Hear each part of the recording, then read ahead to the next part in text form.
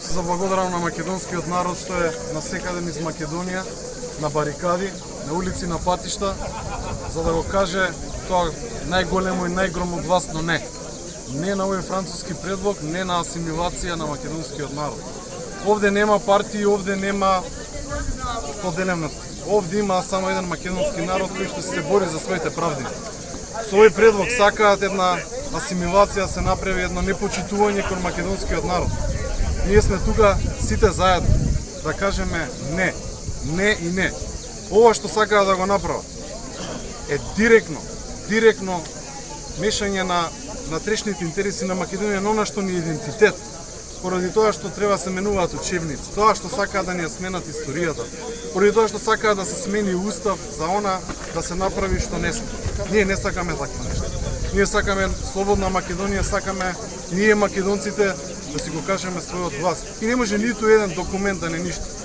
Затоа благодарност до сите граѓани што доаѓаат на протестите, што се мирни, што сакаат спокојно да искажат гнев, бидејќи тоа е демократско право. По друга страна гледате дека власта на еден нетранспарентен, на еден нехуман начин сакаат таа нивна консултација со сите општествени структури да ја пренесат и во парламентот. Но сакам да порачам дека парламентот, собранието не одлучува во овој момент апсолутно ништо. Ова е една парада, еден театар за да направат чек листа од владата дека навидум има некакви консултации во собранието. Но знаете дека таму мнозинството е нивно и овој пат само за да покажат пред, не знам, можеби пред Европа, дека нешто еви собранието имало улога. Собранието нема никаква улога, бидејќи ова е меѓу владина конференција. Тоа значи дека ќе се случи помеѓу владите.